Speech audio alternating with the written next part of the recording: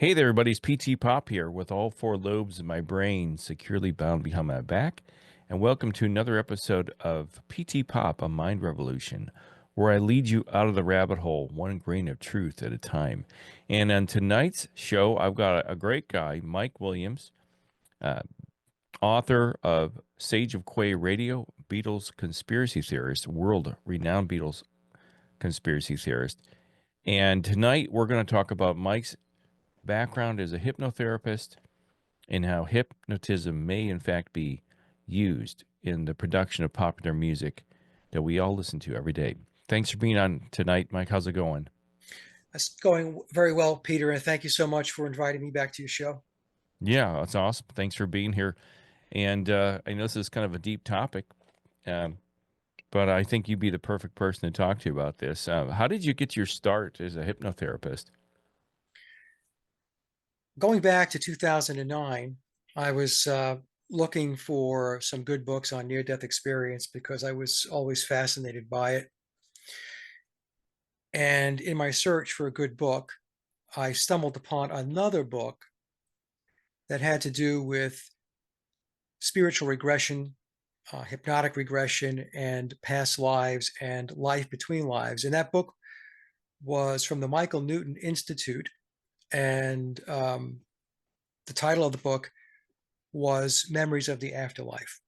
Hmm. And so I read the write up on Amazon and it interests me. So I decided let's give it a shot. So I didn't know anything about Michael Newton. I, of course, knew about reincarnation, but I didn't know much about past life regression, experiencing past lives through hypnosis. I mean, I heard of it, but I didn't have any level of expertise in it. So I bought the book and I read it. I think it's something like 32 case studies coming out of the Newton Institute. And when I got done reading the book, I was completely fascinated by it. And I thought to myself, I want to see if I can get myself one of these sessions. So I wound up connecting with a practitioner in Wilmington, North Carolina, which is about 2 hours from where I live. I live in the Raleigh area in North Carolina. Hmm. And I had my sessions in the fall of 2009. I had a past life regression, and I had the next day a life between lives. So the difference is a past life regression is when you go into deep trance and you go back and you experience one of your past lives. Hmm. A life between lives is that period of time in between your physical incarnation. So it's the time that you spend in the spirit world. So to make a long story short, I had two great sessions. I had the past life on a Thursday, and I had the life between lives, also referred to as an LBL, on Friday.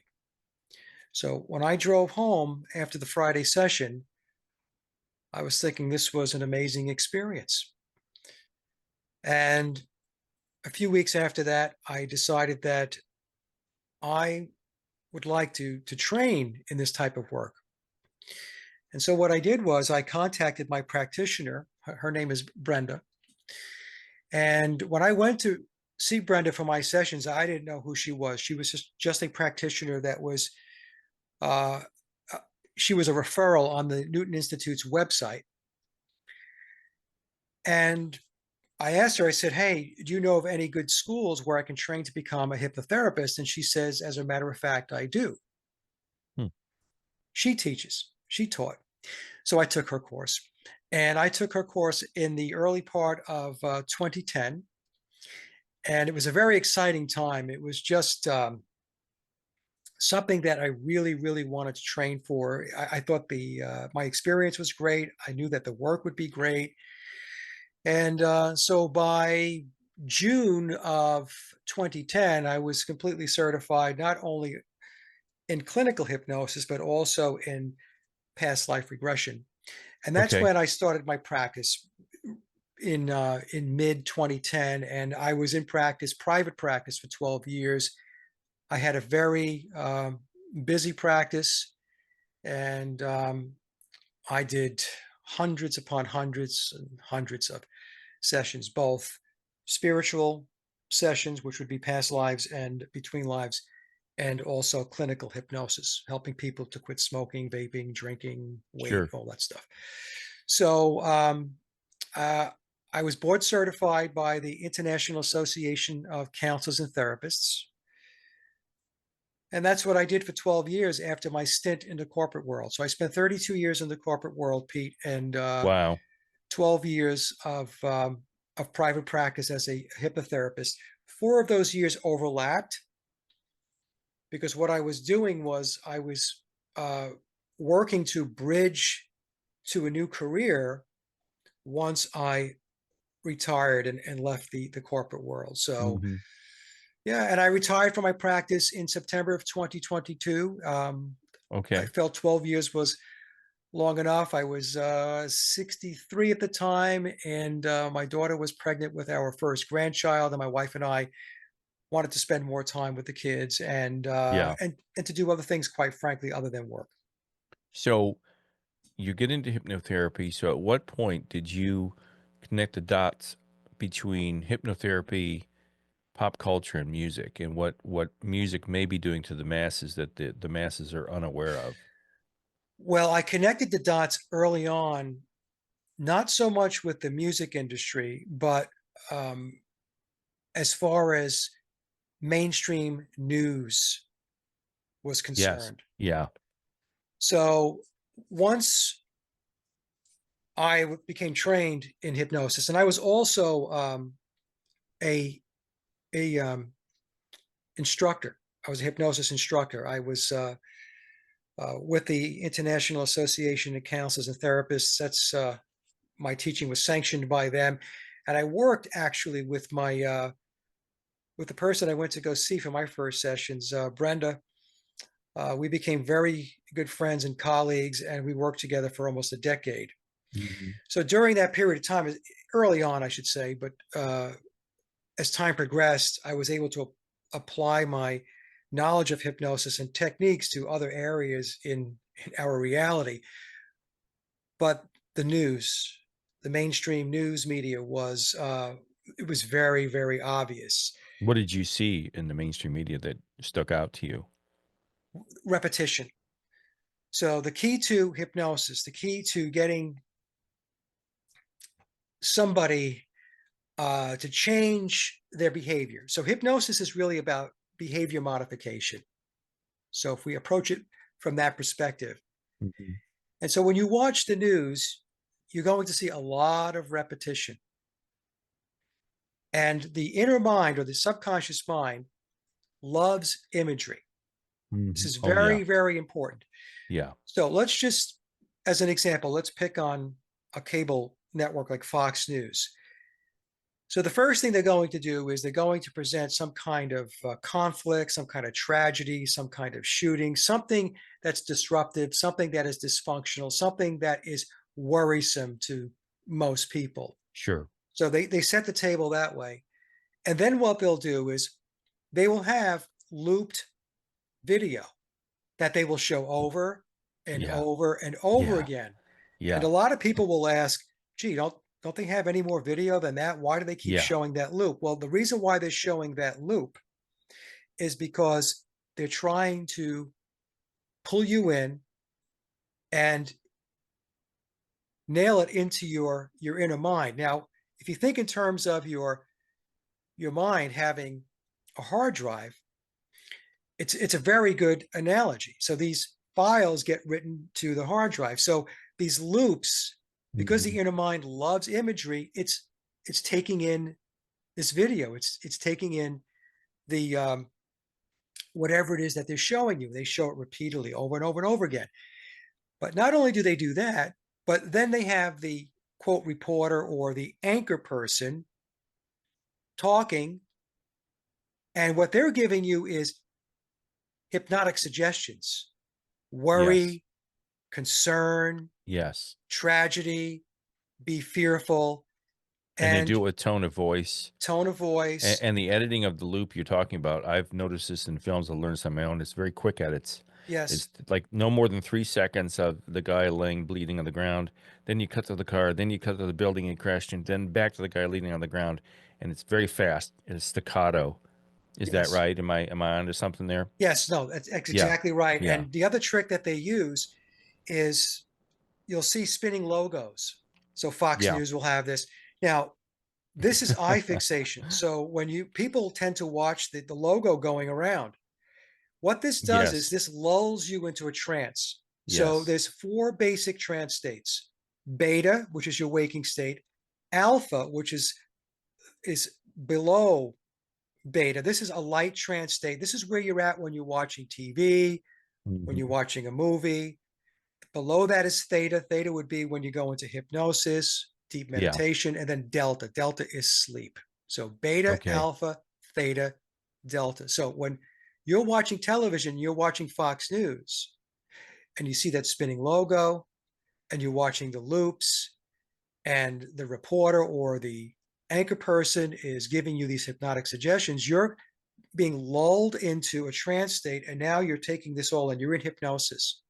The other Yes. thing that they do, Peter, is at the very bottom, they will have a ticker tape, which is showing stock prices, right? Or news, current Or news, news, right? which all started on 9/11. That And that that all has started. nothing to do with stock prices or the news. It's the same thing as the spinning logo.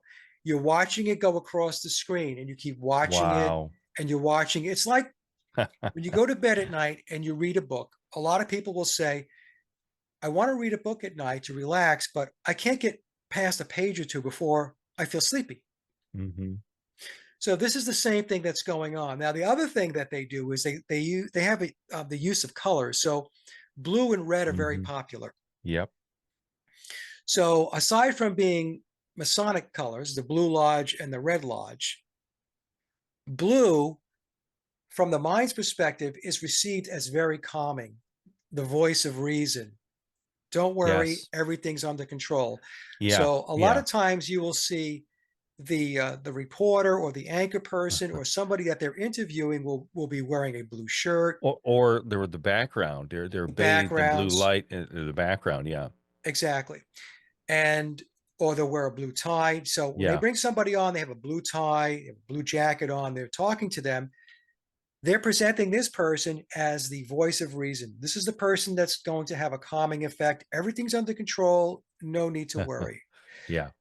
Then they'll have people come on that will be dressed. A woman reporter or the anchor person might have a red dress on, or the man will have a red tie on. Red is interpreted by the mind as be alert, Hmm. something is concerning. It means stop, It's passionate. It's worry. anger. Yeah. Okay, so it means all those things. That's how the Yeah. mind interprets the two colors. So think of blue and red as on two opposite sides of the spectrum when it comes to how the mind interprets those colors. So the point I'm trying to make is there is a multifaceted approach to how cable news and even network news goes about setting the hypnosis session up for the person that's watching their television, because at the end of the day, that's exactly what it is, Pete. You're sitting down for a hypnosis session.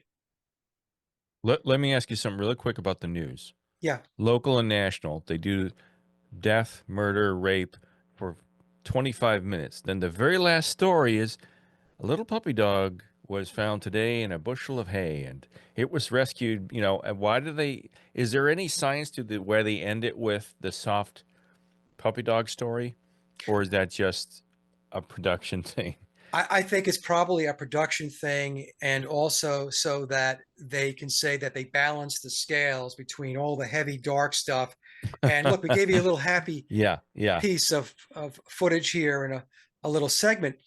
But the vast majority of what we watch, especially at the national level and even at the local level, has to do with stuff that's disruptive to our lives, things that we would be fearful of, uh, shootings, tragedy, all kinds of stuff.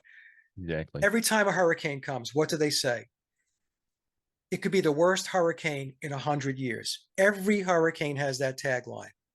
That's to get people all lathered up, get them concerned. Hmm. getting them to run around like a bunch of chickens without their heads, heading out to the supermarket, buying everything they could possibly get their Yes. hands Yeah. on, Yeah. right? And then go home and wait for the storm. And in most cases, that doesn't happen, right? They're almost never, they're almost always never the hurricane of the century. Sure. Um, so the point I'm trying to make is that it's all or mostly all doom and gloom. Mhm. And the reason why they do this is because that's exactly where they want people. They don't want people to be upbeat because an upbeat person will be productive. They want you unproductive. They want you to be concerned. They want you to be stressed. That's Yeah. why they're always giving you, this, aside from the fact that, that they gaslight people. Everybody knows, as an example, that the job market, the economy is terrible. Oh, But yeah. then they will get on TV and tell you that it's great. Oh, Inflation's not yeah. that bad. Employment numbers are up. This is another technique. It's another mind control technique to to make you feel like there's something wrong with you. Yeah. I mean, this person on the television is telling me the economy's good, inflation's not bad, everything's great, yet my life doesn't seem to be clicking along very well. Yeah. Yeah. So this is what is referred to as gaslighting. So to answer your question, what really got me looking first, or look, the first thing I looked at was the news and how it was being presented. And then, as time went on, I was looking at other areas, and ultimately I started taking a look at how it was presented in music. Music gets a little trickier because and I know we'll talk about this, because it's music, and it's very difficult to convince people that music is being used as a way to create behavior modification, to Hmm. program people Oh, to sure. believe certain things, to behave certain ways. So that's a more difficult thing to get through. I think it's easier for people to see how the news is manipulating people's minds.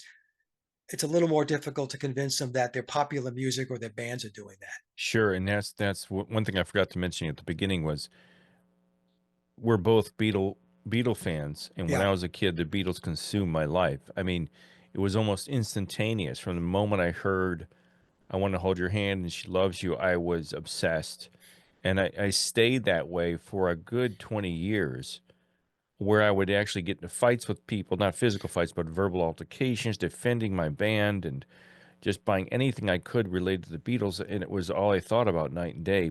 And then as I woke up from this dream world, Beatle dream world, I said, what was that all about? Why was I so obsessed with this music? And that's why I want to talk with you, because I want to see, is there some type of hypnotic messages in these music? Is there a frequency that they're broadcasting in the recording studio that they mix into the music that puts our brains into some type of vortex or a retractor beam that locks us in? And that's where I am. I just wonder why all music is like this. It affects me. Most music used to affect me a great deal. Not anymore though. It has an opposite effect on me now. I'm irritated with music now as I'm older, which is strange.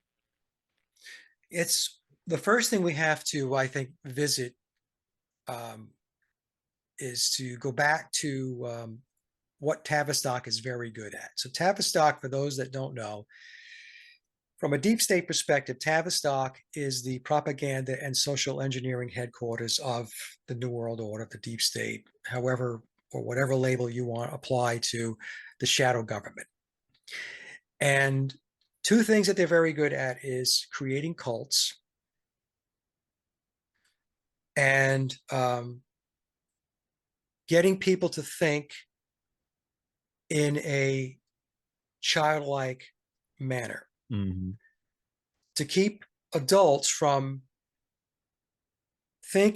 critically thinking like adults. In other words, having adult reasoning, adult logic. So what they want to do is they want to push that reasoning and logic down to a child's level. And I'm not, folks, I'm not trying to be funny here or facetious. This is exactly what they Sure. do. Because when that happens, that's when adults have these emotional responses to things. So they have these knee-jerk reactions to defend their belief system, and their belief system is embedded in the cult or whatever it is that you're invested in. So using the Beatles as an example, the Beatles are a cult. I call it Beatleism. Hmm. The fan base is legion. They are extremely loyal, extremely dedicated. Oh They yeah. will defend the band, to the end of days. Oh yes. And I Yeah. and I, and I was like that too, Peter. I Oh was I the yeah. same as you. Yeah, I was. Yeah. These arguments that I would get into about how great the Beatles music was and no band was better than them and all that stuff. And I've run into that on my YouTube channel, Oh yeah, with people just going off on me, like, "Who is this guy? What do you know?" And you know, uh, I was like that once. I was just yes, like, "Oh God," But yeah. yeah. But that's the cult aspect of it, Peter. So that put that in one little box. That's the cult piece of it, and then you have the reducing the thinking down to that of a child or an Hmm. adolescent. So this is why you and I get the responses that we do when we present our videos on the Beatles and we question the official narrative. What's happening is the child programming is coming out in these people, and they're blowing a fuse. They're Hmm. becoming irate. I mean, you have to see some of the comments that I get. I mean, they don't make it onto the video because you block these Yeah. people, but they could be belligerent, Oh yeah. nasty, and it's why. It's because you're questioning their belief system. Yeah. The foundation from which they were hypnotized. I think we were all hypnotized, Yep. and somehow we were. You feel threatened subconsciously. You feel threatened. The foundation of your existence. My God, threaten the Beatles or whoever your band is. I've seen, guys in high school, we'd get in these verbal screaming matches about Def Yes. Leppard versus the Beatles or, whoever the band was at Oh, the the time. Stones and the Beatles Oh were the yeah, big yeah. one when I was growing up, and Oh yeah. it almost wind up in a fist fight. Yeah, crazy stuff. Yeah.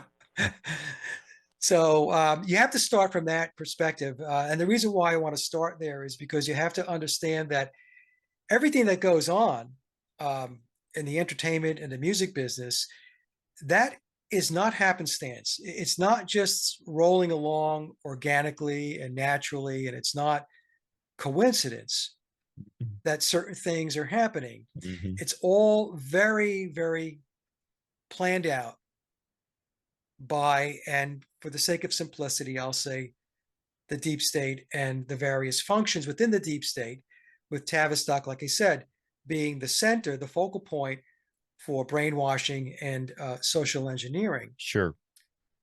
So they're going to pull out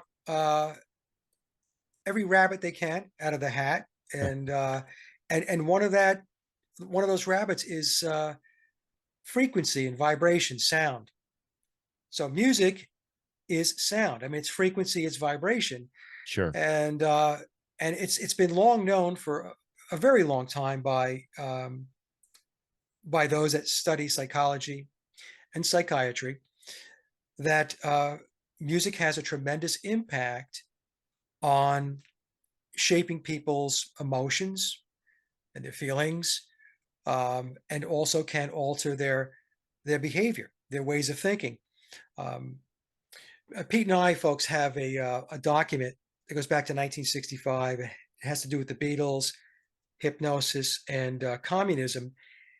And it was written back in 1965. It's a 20-page document. Maybe what I'll do, Peter, I'll send you the link so people can download it and take a look for themselves. Okay. Yeah, I've But got it here too. yeah, but in that document, it clearly talks about how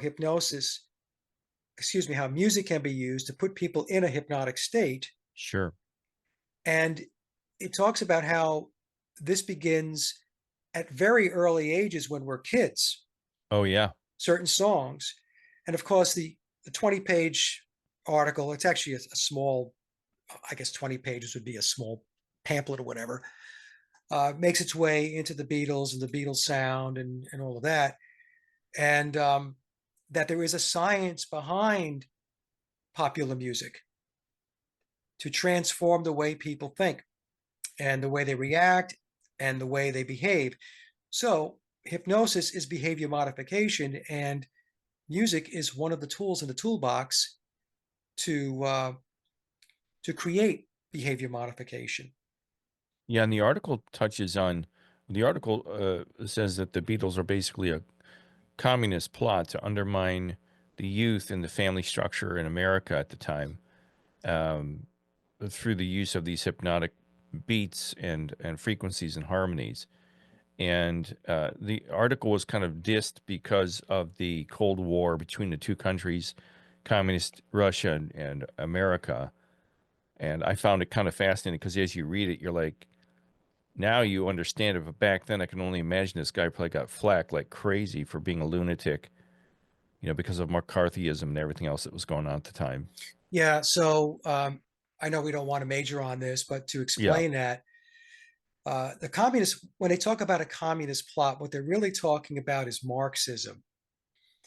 And more specifically, we're talking about cultural Marxism. So, cultural Marxism is the implementation of Marxism or communism in a subversive way by subverting from within. So, essentially, bringing the current system down by infiltrating the government organizations Yep. and so on. The other form of communism, which some might refer to as Lenin communism, going back to the Bolshevik Revolution in the early 1900s, and Russia was their tactic was violence.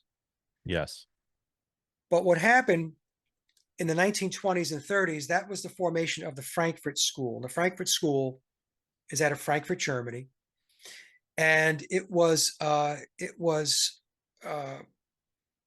a congregation of Marxist uh, intellectuals. And so they went to their fellow Marxists and communists and said, look, this hitting people in the head with a hammer, that's not going to work. Okay. So this violence is just going to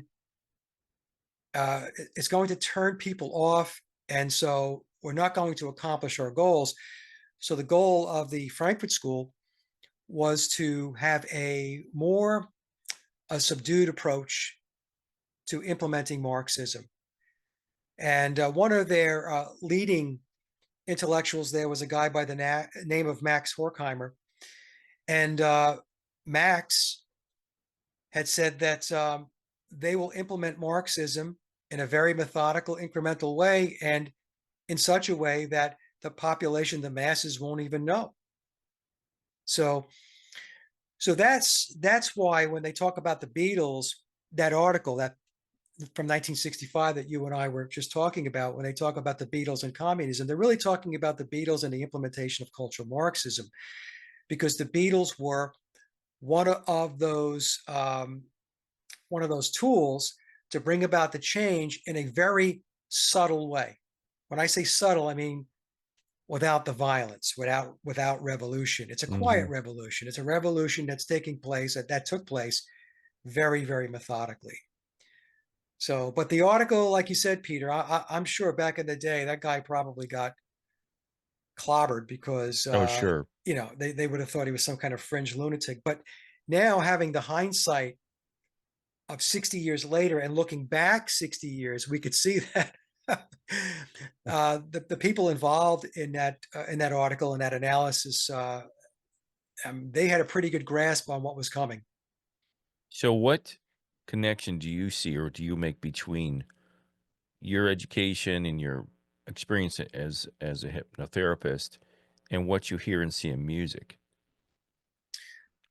Well, what we're seeing in music is it's repetition, number one. So, as I mentioned, repetition is very important to be able to program the mind. Human beings are programmable. I don't like saying that, but as a I was a master hypnotherapist, and as I mentioned, an instructor as well. And when I got into hypnosis, I realized that we are programmable. As an example, let me just give you, an example here.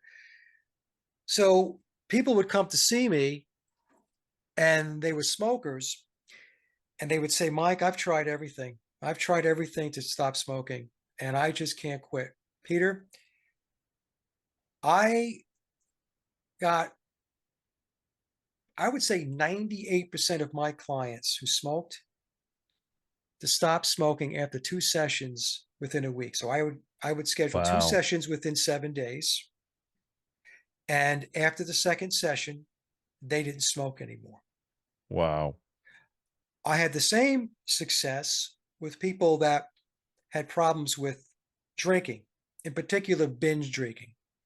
Hmm. Hypnosis is less effective if it's dependency or alcoholism. But if you're a binge drinker, in other words, you go out for the weekend and then Sure. you black out, but you don't drink for 2 or 3 months after that. So you're doing this binge stuff.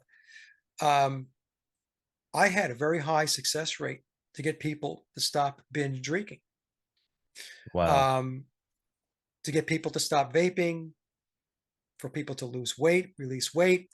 Very high success. So what does that tell you? It tells you that we're programmable.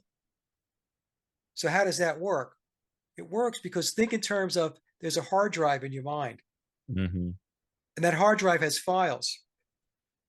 And for the smoker, there's a file written to the hard drive. It began when they first started smoking. And every time they smoked, many times smoking is done because people want to relax. So when they want to relax or take a break, smoking is what they do. The Okay. more they did it, the bigger the file became. The bigger the file became, it now dictated their behavior. Okay.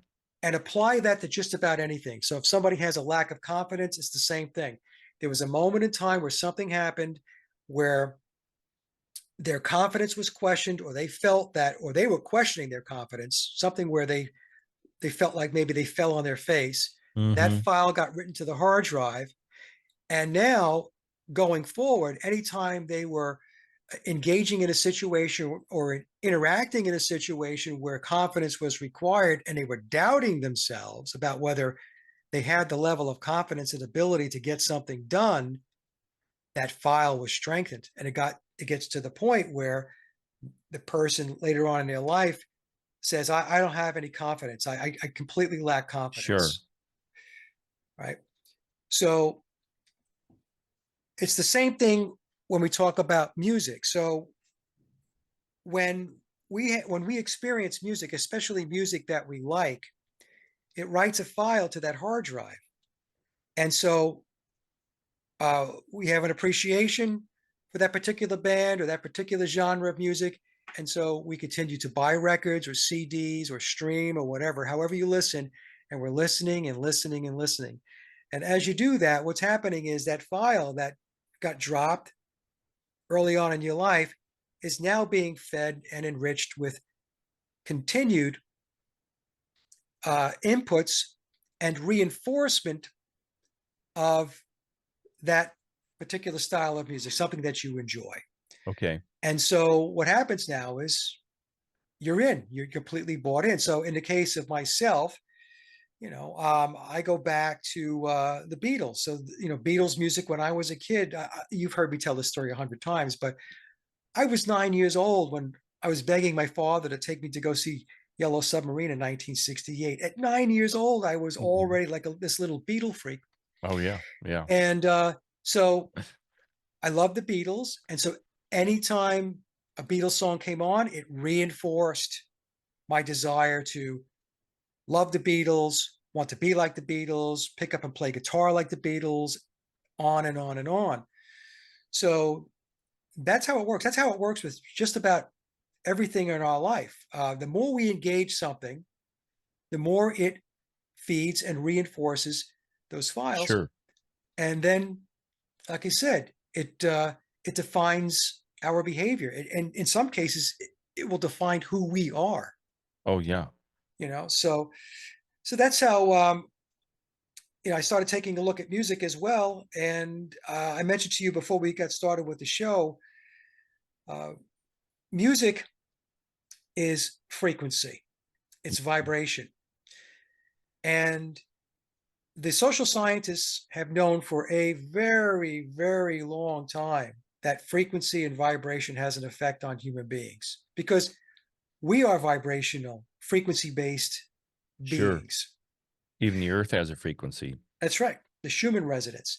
And Hmm. so there are frequencies that can be disruptive to us, and then there are frequencies that will make us feel good. So it goes both ways. And some people may know who are watching this, but there was a man, he's passed away now. His name is Alan Watt. And uh, Alan, in an interview that I actually included in one of my big presentations, I think it was the addendum going back a couple of years ago.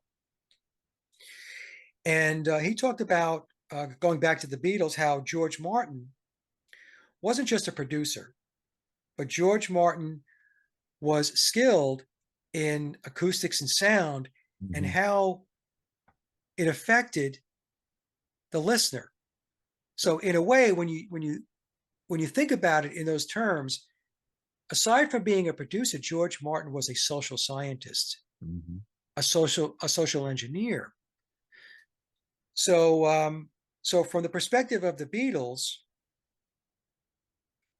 you had frequencies in the songs, the way the songs were written, the way the lyrics were presented. They would create these feelings within us.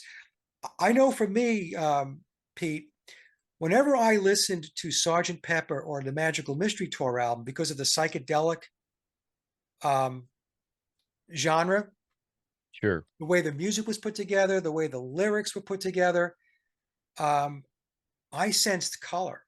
I always said that the Beatles Sergeant Pepper album and Magical Mystery Tour always brought colors to my mind. Sure. And now, not everybody's going to experience that, but I did. So, uh, and I know other people who have. In fact, Kat from the Supernatural Beatles, she and I did an Sure. interview, and she mentioned that the music had the same effect It's funny you on her. mentioned Sergeant Pepper's because when I first heard it, I was 9 years old. This is 1974, Yeah, and I felt it was a dark album. I don't know if you not color. I didn't see colors, but as a child hearing, it, I was like, it was very dark and morbid, and weird, cryptic type of music. I've never liked the really. album, Okay, okay. and it had a weird, I don't know Had what you it. call evil feeling to it, or I wouldn't call it evil when I was 9, but now as I look back as a 9-year-old, it was like my least favorite Beatle record. That's interesting. So it had a different effect on you than it did Yeah. for me. Now it's funny you say that, and I can kind of relate those types of feelings to the White Album. So when I Mm, listen to the White Album, there's a there's a sense of it's not colorful. It's kind of drab. And I'm not going to say that there aren't good songs on the White Album. It's just that there's a different vibe, a different feeling, a different sense that I get from listening to the White Album than I did when I listened to Pepper or to Magical Mystery Tour. Now, do you think this is kind of a little off topic, but the album covers, as for those of you that didn't grow up with albums, we'd all sit and stare at the album while we Yeah, listened to the records. yeah, So as you stare at Sergeant Pepper's, like this blood red cover with these psychedelic covers or colors of their uniforms, their marching band uniforms. So do you think the colors oh from yeah, that album stimulated colors in your brain, and the White Album with no color made you feel it was drab? Because I think that the album designs have a definite effect, or used to in the old days, yeah, on every one of us that listen to music. yeah. I mean, to this day, I can still look at the Sergeant Pepper album, Pete, and I like looking at it as much as I know about Yeah, the Beatles and what they're all about. When yeah, I yeah, look at that album cover, it's very appealing, and yeah, and the White Album was just this blank white album. We call it the White Album, but actually the Beatles didn't title the album the White Album. It was just called the yeah. Beatles. So Yeah, so the colors, um, the the type of music, how the music is written, the lyrics, the frequency of the music, this all comes into play. And like I mentioned, the social scientists, the social engineers out of Tavistock, they know how all of this works. And again, it's repetition, repeating over and over and over again. Some people will say to me, "Well, are you saying every band that was let's just pick the classic rock era Sure. was in on the on the game?" And I said, "No, I'm not saying that at all. What happens is they create a template. So the template would be the Beatles or the Rolling Stones. We'll Okay. just use them as an example. And so when other bands come into play and they get signed by the record labels, what do? Many of them emulate the the Beatles or the Rolling Stones. They emulate that sound. They emulate that approach to songwriting, maybe even Hmm. how the lyrics are written and stuff like that. So that's the repetition part. Bands that are not even in on on The Secret, although many are, especially the really the bands that have hit certain pinnacles or heights that other bands couldn't even touch. Uh, that's the repetition part because they're emulating, Okay.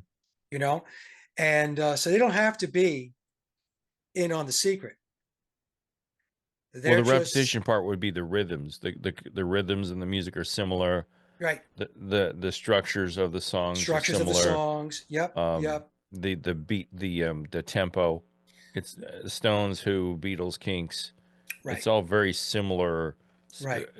in construction. Is that what you're saying? Yes, yes, that's what I'm saying. And so, we can go from the very popular bands even down to the one-hit wonders, Hmm. right? Some of the one-hit wonders were, obviously they were um, they were extremely influenced by the bigger bands like the Stones, the Who, the Kinks, and so on. So, yeah, so the music business is a big tool in the toolbox of the social scientists, of the controllers of Tavistock.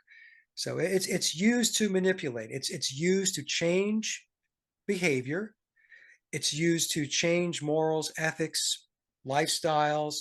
Um, it's the whole pop culture bit, where they're leading you and pushing you in a certain direction. And as we know, what they also do from a mind control um, perspective is they introduce different genres of music because they're trying to reach different pieces of the population or different demographics. When we go back to, as an example, um, uh, punk music in the 1970s, think about the word punk. Punk means, if you look it up in a dictionary, low life. Punk music, low life music. Hmm. So what are they doing with that? Well, the punk scene was, it was very dysfunctional. Um, they were outliers from a Hmm. societal perspective. So they're conditioning a group of people, the young people, to connect with that, to be outliers, to be dysfunctional, to be anti this, anti that, and to push back on the existing structures in society and the culture, right? And that's how they force change. This is cultural Marxism, by the way. This is right out of their Sure. handbook. Sure. But I'm just picking on punk as an example. But we can look at metal. We can look at Oh, grunge sure. music, techno. Techno with the beat. The vibrations from the It's beat very from techno hypnotic, music, very or hypnotic. trance music as well. Yeah, rap. Now, if you had mentioned different styles of music. Now, I noticed when I was a kid, I was always trying to convince my mom that the Beatles were what she should listen to. And she grew up listening to Sinatra and all the big band stuff. She thought the Beatles were absolute crap until she heard the song Your Mother Should Know, Yeah, which is a schleppy, yeah, you know. And my mother heard that. She's like, oh my God, that's wonderful. And I always wondered if they incorporated that kind of music into the repertoire to pull in the World War II era people who were anti-Beatles to try to soften them up. You got McCartney singing the ballads. You got Lennon appealing to the kids that are angry. George is the spiritual one. Ringo's the goofy guy at the drums. It seemed like each person was like earth, wind, and fire. They were each a different element to appeal to a large audience. And I think that's brilliant marketing. It can't, there's no way that can't be structured. They make it sound like it just happened. But I think they had Paul in there to bring in people like my mom or my dad they listened to the crooners. You know what I mean? Yeah, I when mean, I'm I could be 64. completely wrong. Yeah, that was another one she liked. Yeah, It was another one she just loved. yeah. Yeah. It could very well be, Pete, that they slipped numbers in there to appeal to a portion or a segment of the population that they weren't overly focused on. But hey, look, if we could pull a couple of people in that aren't there already, Mm-hmm. yeah, all the better. So, I would say that that's very possible that that's the reason why some of those songs were put together. I mean, somebody might argue, well, Paul or Billy liked to write those songs. Yeah, but he also wrote Helter Skelter. Yeah. Yeah, Yeah. right. So, Which is allegedly about a slide, yeah, a children's ride in a park or something. yeah, What I know about production, music production, if you listen to the early Beatles stuff, the She Loves You era, you've got a lot of frequencies in that music. yeah. You've got the constant crash cymbal, the ride cymbal Ringo, or the hi-hat. You've got that constant, and when I hear that now, it drives my brain crazy. I can't listen to it anymore.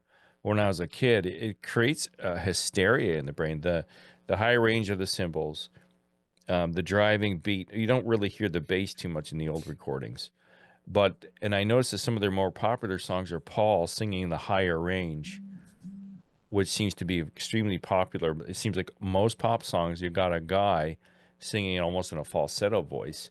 And I've always wondered if that was strategic too, because the frequency must engage the brain more than somebody like myself or James Taylor that sings like a baritone, lower range. It doesn't have the sexy appeal to the brain.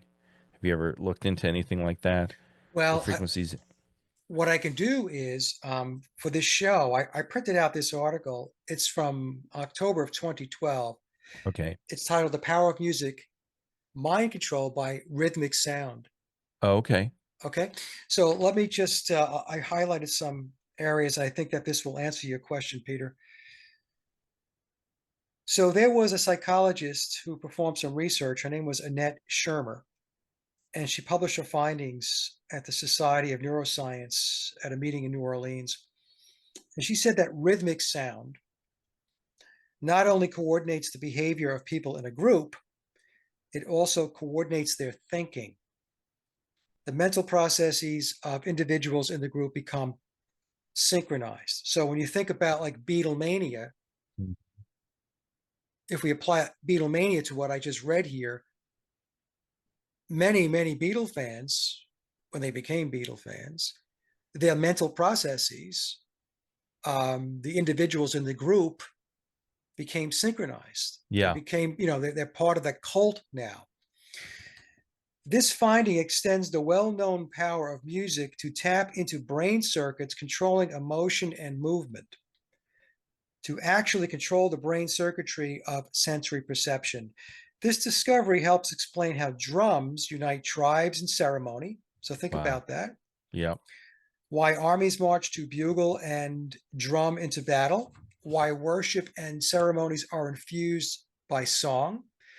Why speech is rhythmic. So think in terms of rap music as an example, punctuated by rhythms of emphasis on particular syllables and words, and perhaps why we dance. So think in terms of when we think about music, it's called the hook, Mm-hmm. right? Something that people will latch onto. And even if they don't know the words to, the verses of the song, they will know the hook, they will know the chorus, and they will Yeah. sing that, Yeah. right? So it goes on to say that the brain's decision making was accelerated by the external auditory rhythm and heightened at precise points in synchrony with the beat. So what they're saying there is that the brain was very focused on the beat. So when the people that were in the subjects in the research, when they were listening to music, when the beat was present, that's when they had heightened sensory perception. So whatever was going on at that time, that's what they focused on when that beat hit that point. So I thought this was a very interesting article, and and it explains a lot in a very. Hmm. It's only 4 pages as to how music can program people and how it can get them to behave, take individuals essentially, and create a hive mind mentality so that Sure. they all behave in a certain way, in a like manner way. Um, we can even see that with Beatlemania, right? I mean, Oh yeah. with the screaming girls. Yeah. Why would the reaction be to scream at the top of your lungs, and in some Yeah. cases they lost control of their bodily functions. Oh yeah. I Yeah. mean, They this is wet not themselves. right. Yeah, this is true. How did it get to that point where to such uh, you got into such a frenzy that you're behaving and reacting this way? Was it because of the four guys that were dressed in suits and with mop tops? It had to do with the music. It's bizarre to see. And could it be just like a flock of birds? You see one bird go in one direction, they all go in that direction. So if you see one girl screaming, they all think I'm supposed to do that, or was there something in the music that was driving them insane at that moment? Well, at Taylor Swift concerts, there have been reports of people who attended the concert to say that there were portions of the concert that they don't remember. There were songs they don't remember being Wow. played. And of course, this has to do with what's going on stage. So you have the beat, you have the rhythmic part of Hmm. the song going, you've got the frequency of the music, you have the lights, the lighting, flickering lights, strobe lighting, different color lights. This all affects the mind. Oh yeah. And so what happened to those people is that they tranced out during Hmm.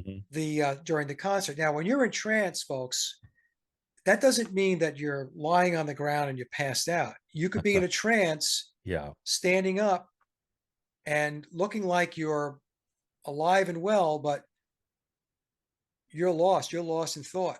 Oh yeah. You're Oh yeah. someplace else. I mean, think about here's a good example. For those of you who have kids, especially teenage boys, and they're upstairs playing their video games, and they're so entrenched in what's going on in that video game that you call your son down for dinner and he doesn't hear you. It's not that he's ignoring you, he does not hear you. Yeah, he's gone mentally. He's He's gone. he's wrapped up in that game, that video game. Right. So then when you go upstairs, you're like, hey, Billy, I've been calling you for dinner now for the last 5 minutes. Did you hear me? Sure. No, mom, I didn't hear. I didn't hear you. So this is being in a trance state. So this is the same thing if you go to a Taylor Swift concert or any one of these Sure. concerts. The possibility that something like this could happen is possible. Well, I'd imagine it triggers the endorphins. There's a variety of chemical reactions. You go into a trance state. It's. I think a lot of it's the way the music is structured and engineered and produced. I mean, you talked about the hook. Now, a hook can be a chorus. It can be a guitar part, like in Day Right. Tripper. Right. That hook in Day Tripper is just world known. Everybody knows that hook, and it pulls you in. I remember hearing that as a kid Right. and just getting shivers. Just oh my god.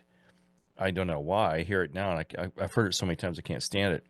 But the same thing with "Can't Buy Me Love." I hate for all you folks that listen to music beyond 1968, but I'm stuck in the 60s in my head. But "Can't Buy Me Love," the hook is the chorus, Right. and they start with the chorus for a reason because it grabs you, it pulls you in, and it doesn't let go till the song is over. So I think you go into kind of a trance. based on the ways the songs are structured and engineered. Yeah. Yeah.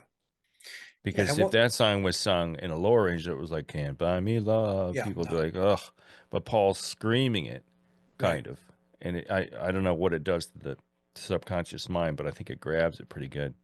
Yeah. It pulls it in, and because it's exciting, Yeah, right. It's at a higher pitch, and it's bringing you in. It's, we would call it cutting through the mix, right? sure. Right.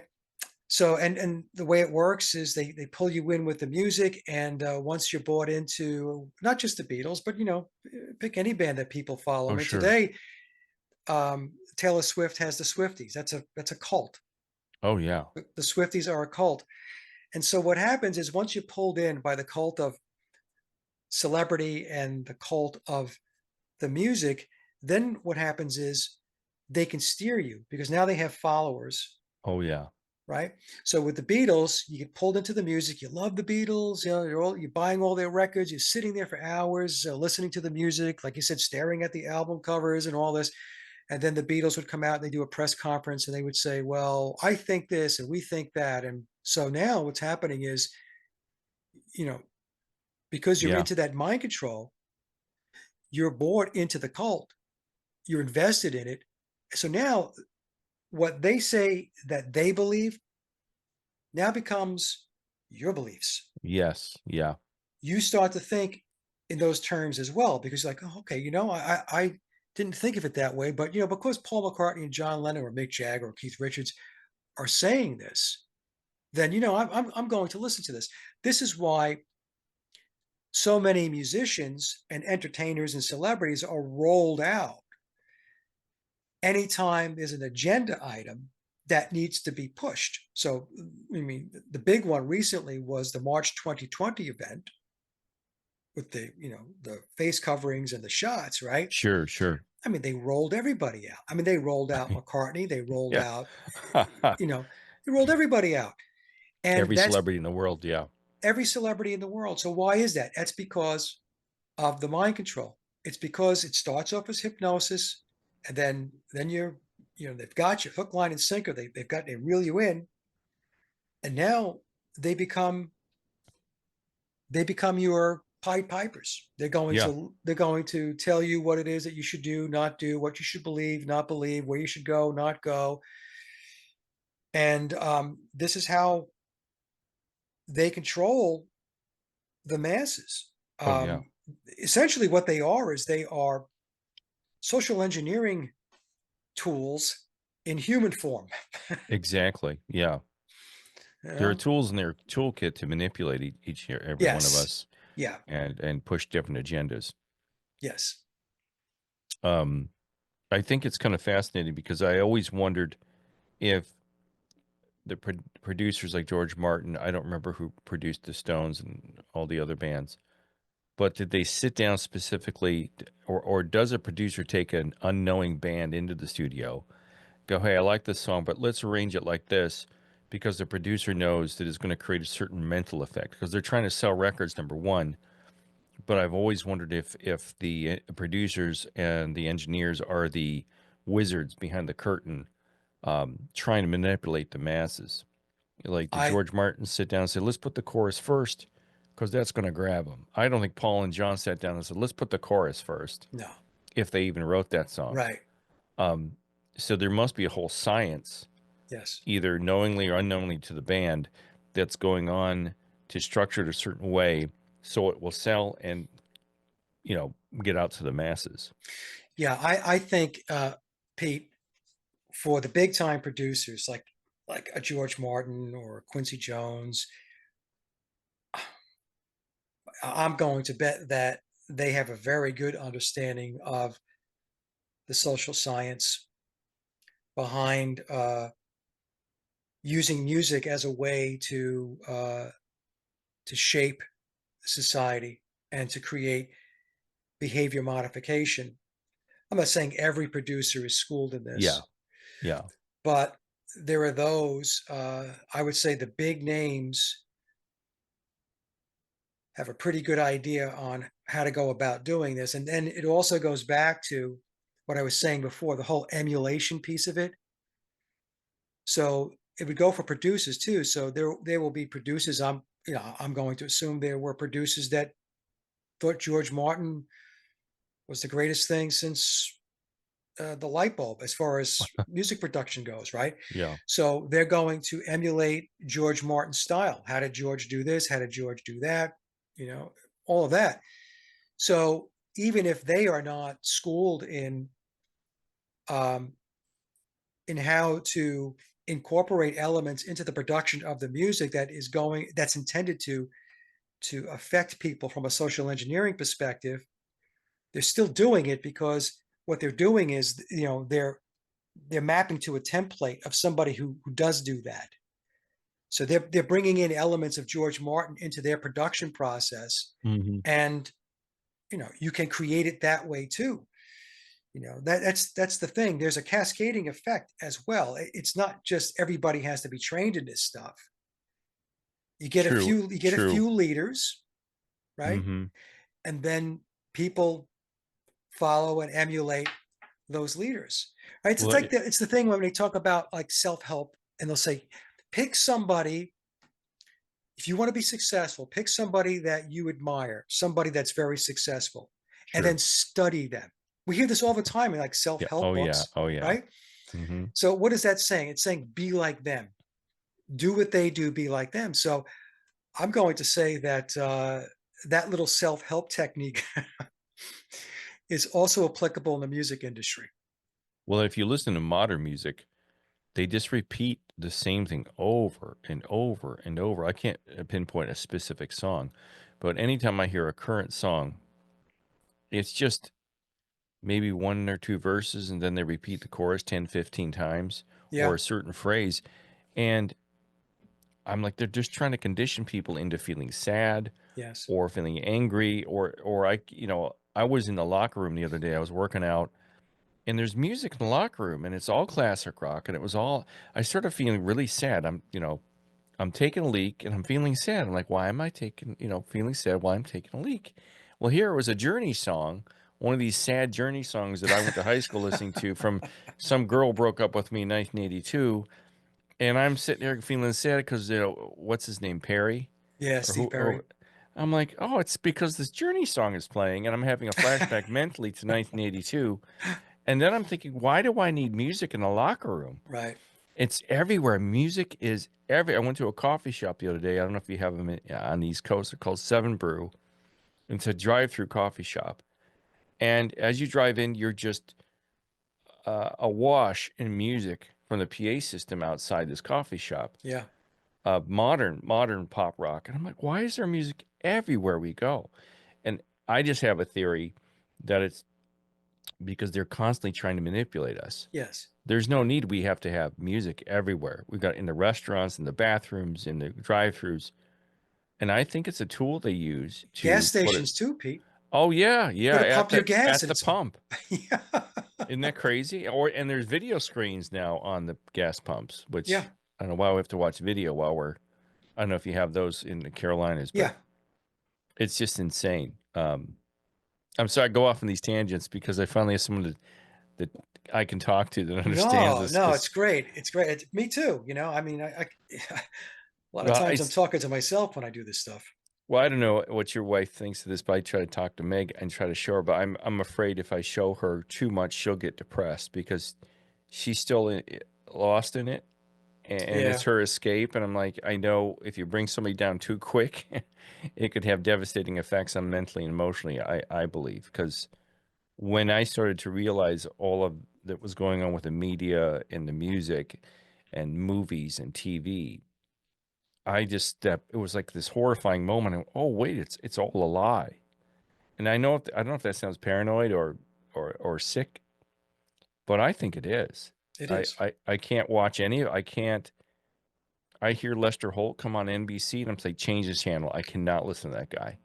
He's just a mouthpiece for the CIA or whoever runs the news media. Yeah, no, it So, is all a lie, and it's very difficult for people who are you know in the matrix. I'll call it the matrix. yeah, yeah. They live and breathe it, and that's their reality, and they think that that's how the world really works. But we have to come to grips with the fact that, as an example, the media, and that would be your cable news, your network news, it would be your magazines, it would be your radio, it would be your Oh yeah. television, it would be Netflix, it would be HBO, it would be Amazon Prime. All of this stuff is controlled. All of the media in this country, I think the number now is down to 5 companies. 5 companies control all of the media in Mm-hmm. the United States. I think in Australia it's something like two. But in any case, the point I'm trying to make is uh, that means that 5 people, if it's 5 companies these days, it used to be 6, but I think it's 5 now. Mm-hmm. That just means that 5 people at the top of these companies get together and decide what it is that they're going to tell you and not tell you, or how Oh they're yeah. going to present, their stories. Uh, you have to understand, folks, that our media is it's just propaganda. That's all it is. It's propaganda. It's there. Your television set is a hypnosis box, Oh yes. and And even the way it refreshes, the rate of refresh on the screen, the hertz, yes, puts your brain into a trance, and your yeah, iPhone too. drops you down to alpha state. So alpha Mm-hmm. state is a trance state. In fact, we learn by going into trance state. So as an example, when you were a kid and you were in school, and let's just say you're sitting in the classroom and there's 30 kids in the class, you being one of the 30 kids. When the teacher was writing something up on the board or talking about something at the front of the classroom, did you pay any attention to any of the other 29 kids in the class? No, you were focused on what was being written on the board and or what the teacher was talking about. So when you're in a trance state, in your alpha state, what happens is you're basically excluding everything outside of you and your focus. It's your concentration and focus on whatever it is that you're paying attention to. That's how you learn. That's learning. We did the same thing when we were in college. We do the same Mm-hmm. thing when we're learning music or playing a song. We do the same thing when we engage in a hobby. We're very, very focused. It's a high level of concentration, and we exclude everything else that's going on around us. It's like going Sure. back to the kid who's playing the video game, didn't hear his mother Sure. calling him to come down to dinner, right? So um, that is how the television works as well. Many, Sure. many people get pulled into it and they are completely engulfed and invested in whatever it is that they're watching, whether it be the news or some reality TV show. And there's always, always, always an agenda. Oh yeah. Always an agenda. Yeah. If you know what to look for, you'll see that there's a repetition of agenda items that they want to push, that they want to condition the viewer to start to accept or not accept. So if there are certain things that they don't want you to believe in or certain values that they don't want you to have, those things will be ridiculed in movies and TV shows and so on. On the other hand, if there's things that they want you to buy into, that they want you to support on behalf of their agenda, those things will be played up in a very positive way. Mm-hmm. And this goes on 24/7, 365 days a year into perpetuity. This will go on forever Oh yeah. Oh unless yeah. people, wake up. I don't know if I got you off track. We covered a lot of ground here, Yeah, no, but whatever. I Yeah, think I put a wrench into it because I think you were headed down one path and I went down someplace that's else. okay. Was there something else? I don't know if I got you off track about the whole frequency thing and music because we kind of went off in a couple different directions. Um, Well, I think we kind of covered it. It's important to understand that music is used as a tool to social engineer. Music is another way to put people into hypnosis, into a trance state, and to get certain messages across. hmm So I'm mean, just take it from a very simplistic perspective. You're listening to the songs and there's the lyrics. Just take it from that perspective alone. So if you go back to, going back to the songs of the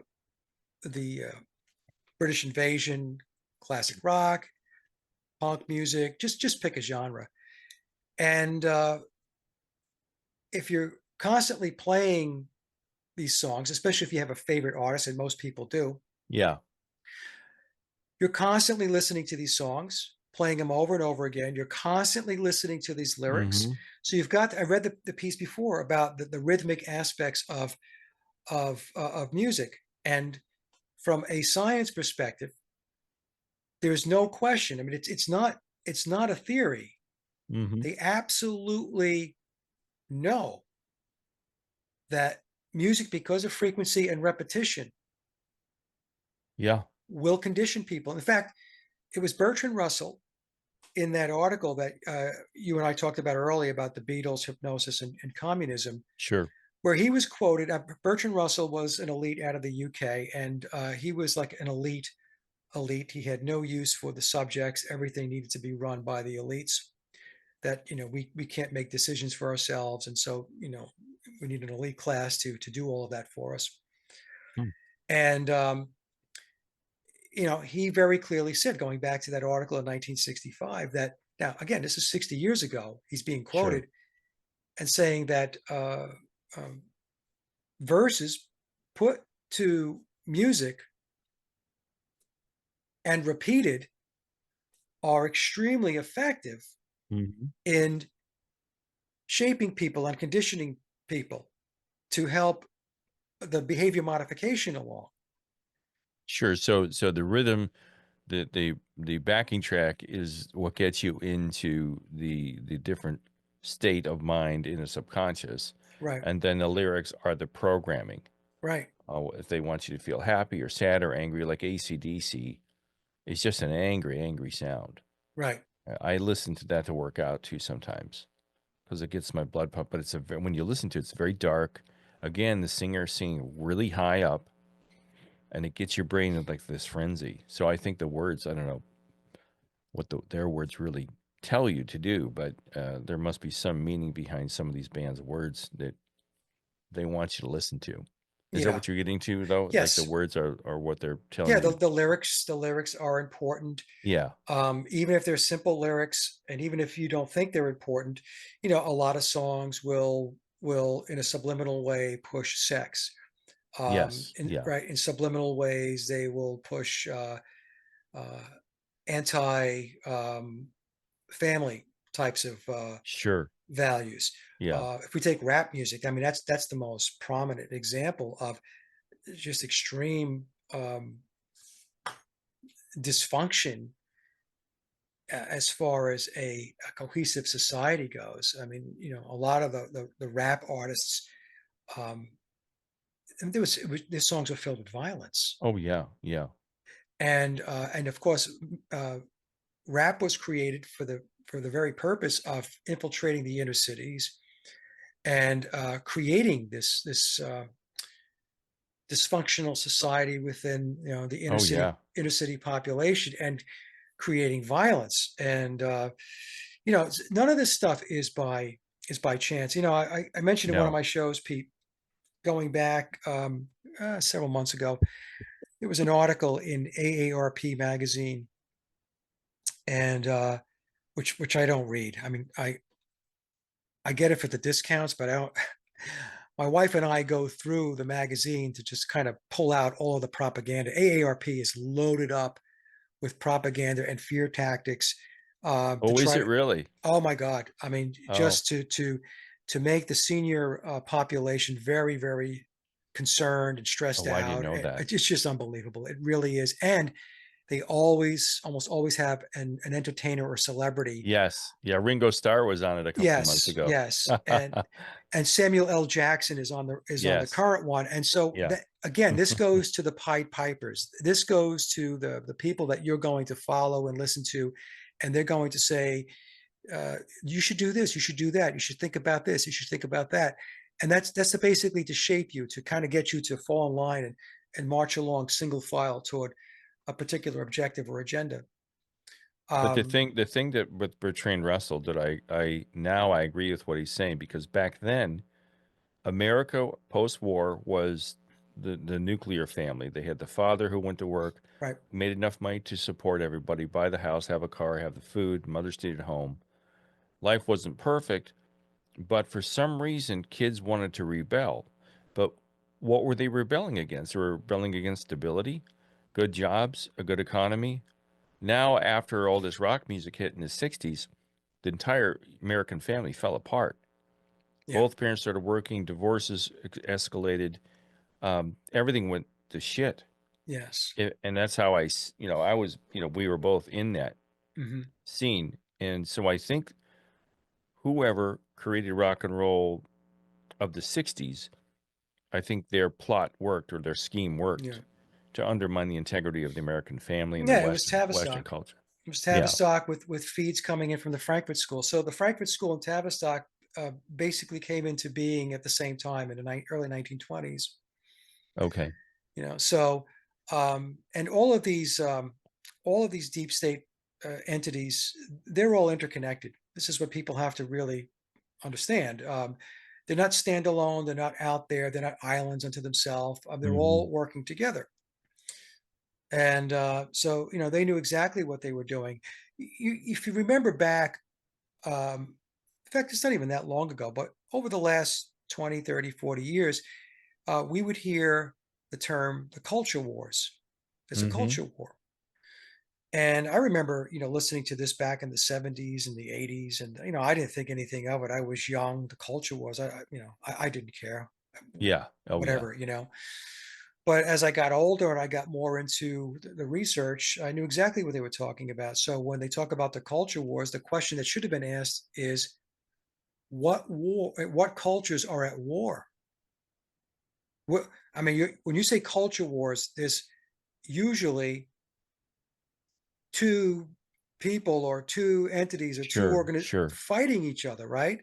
Sure. So, but nobody ever asked that question. Nobody ever asked the question like, well, who were the two cultures? Well, the one culture was what you were just talking about. It was the traditional family with a family nucleus, mother and father, and the kids and all that stuff. That's one culture. That was the predominant American culture going back, before the counterculture of the 1960s. The other culture that was being implemented was the cultural Marxism through the implementation of pop culture. Mhm. So pop culture is it's Netflix, it's your television, it's hot dogs, hamburgers, ball games. That's pop culture. Yeah. Because part of the traditional family nucleus embedded in that for many families was an understanding of ancestral traditions going back to, let's say, if you were an Italian family. My mom is she's Italian. My father Hmm. was Welsh Irish, but we were brought up in an Italian household, so we had a lot of traditional Italian types of traditions in my household growing up. Okay. And so you'd have that, if you're French or German or Mexican, I mean, just pick a uh, a particular heritage.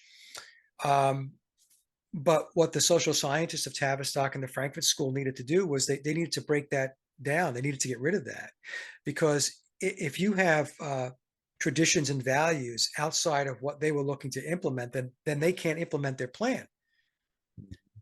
So the whole cultural Marxist agenda was to systematically and methodically continue to bang away at the family nucleus Oh, yeah. and in order to get it to the point where it's dismantled. And you mentioned, divorce rates now are up over 50%. Mothers and fathers are both working. The kids are in preschool. They're in after school. They've essentially have become detached from their families. The parents Sure. see the kids maybe very early in the morning, late in the evening when mom and dad get home from work, on the weekends, but mom and dad had a lot of errands to run on the weekends. So, Yeah. so what happens is the kids then become essentially wards of the state, and they are being raised by people outside the family. Exactly. Yeah. And Yeah. I mean, what are the values of the people outside of the family? Are they the values of the mother and father? I mean, you don't know. What Yeah. are they really being taught in after school? I mean, we now see in schools, like in elementary schools and middle schools and even high schools, where they've gone with and I use the word very loosely, the curriculum. Yeah. and teaching little kids at 5 and 6 years old that there's really no such thing as a specific gender Oh, I until you know. get to a certain point. This is all part of the process of breaking down. Yeah. Okay, this is the cultural Marxist agenda that's in play, that has been in play for a long time. Before it got to that, what they did was they had to get the mother out of the house, because most mothers back in the day were perfectly happy staying home, taking care of the kids and taking care of the home, while dad was out working and making sure everybody had a roof over their head. Mhm. And everybody wants to say, well, the cultural Marxist and the far left uh, aspect of society wants to say, oh, that's old fashioned. Things have changed, and Yeah. no, things have changed not because it was old fashioned. Things would change because it was systematically attacked. Well, sure. I think what the communists and the Marxists did is they said, okay, here's America. It's a massive country with multiple climates. And back then it was like 200 million people. We can't just park our ships off the shore and invade. And we can't nuke them because the land won't be inhabitable. So how do we destroy them?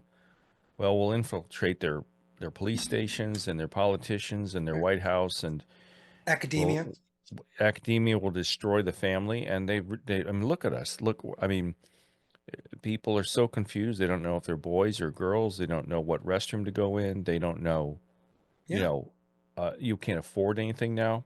No. Um, I mean, if I was ever single, I don't know how I'd survive. How single people survive.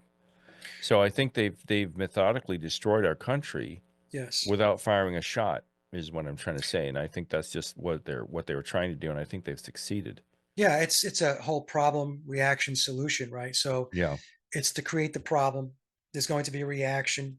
People like, I can't deal with this. I can't live. I can't afford this. I can't afford that. I can't afford food, a home, Yeah. Yeah. so on, right? And then the solution is going to be, well, we have to put this egalitarian system into place, communism, right? Marxism, but Yeah. they'll refer to it as egalitarian, which it's not. You know, whenever you look at any of the any communist structure around the world, it's not egalitarian. I mean, there's still an elite structure sitting on Hmm. top of the masses, the population. Yeah. So the whole thing that this is ultimately going to be a system where everybody's going to be equal, uh, it's just total nonsense. I mean, here's a Oh quote yeah. from going back to the Frankfurt School. Now, the other thing I should mention, the Frankfurt School, the Rothschilds are from Frankfurt, Germany, Hmm. and there's a lot. Germany is a hotbed for Marxism, and I mean, won't get into it in this show because it's a higher discussion. But think about the Beatles in Hamburg, Germany, Oh yeah. and Hamburg is one of the media capitals of Germany, and it's about a 5 or 6 hour drive from the Frankfurt School. Wow. Okay, and the Rothschilds, like I said, they hail from Frankfurt. But here's a quote from Max Horkheimer. Max was one of the quote intellectuals from the Frankfurt School. So I mentioned about how Lenin Marxism was really defined by violence and revolution, and the Frankfurt School, their version of Marxism was, hey, we can't do that. We're not going to win anything by doing that. So we've got to do this, very systematically and very subliminally. So Hmm. this is a quote: "The revolution won't happen with guns. Rather, it will happen incrementally, year by year, generation by generation. We will gradually infiltrate their educational institutions and their political offices, Yep. transforming them slowly into Marxist entities as we move towards universal egalitarianism." So they use the word egalitarianism. But the way they do this is to gaslight the population. They tell Oh you yeah. they either tell you what you want to hear and then do the complete opposite. We see this all the time with Oh yeah. politics, Oh yeah. all the time with politics. Or they will look to challenge your thinking to the point where you start to doubt yourself, you start to question yourself, and Oh then yeah. what happens is then you start to self-sabotage. An example I use with this is when they went after the family nucleus. What the cultural Marxists did, you know, um, their program was to go to women through the media and to convince them that, why do you want to be home? Is that what you really want to do? Do you really Hmm. want to stay home and take care of your kids and take care of the home? I mean, Yeah. don't you Yeah. want to do what your husband does? Don't you want to go out to work? Don't you want to do Yeah. that? Now, a lot of women were perfectly happy with staying home Yeah. and taking on a traditional role. But what happened was it was this, it's repetition. We keep going back to repetition. Oh It yeah. was beating them Yeah. over the head over and over and over Yeah. again in the media, in Yeah. movies, in TV, in magazines like Parent S- Magazine, Sitcoms. sitcoms, Yeah. and Yeah. right, it just kept hammering away to the point where women took the bait. A lot of women took the bait. Now, to help them take the bait, what they also did was to make it very difficult to own a home and have a life on one income. So, I mean, if you can have a life and a decent home on one income, then, well, one parent can stay home. But if you can't do that and you need two incomes to be able to do that, well, there you go. Now the mom has got to leave the home and go to work. Exactly. Yep. I mean, people think that this is crazy stuff. They think that, oh, this is just conspiratorial stuff, that, this guy, Mike, he's crazy. Oh yeah. And, Yeah. but, Pete, You but see it now. the crazy part is the people that believe that this is all coincidence. I mean, every day you wake up and you can systematically see, if you wake up, what's going on. Yeah. You can see like the levers they're pulling down or pulling up, the buttons that they're pushing, the switches that are going up Oh and yeah. down to, to be able to maneuver and to manipulate. Well, I don't know if you follow Candace Owens. Do you follow her at all? Occasionally, I'll listen to her. Yes. Well, she's got this whole thing where she's discovered that Kamala Harris's father was a Marxist.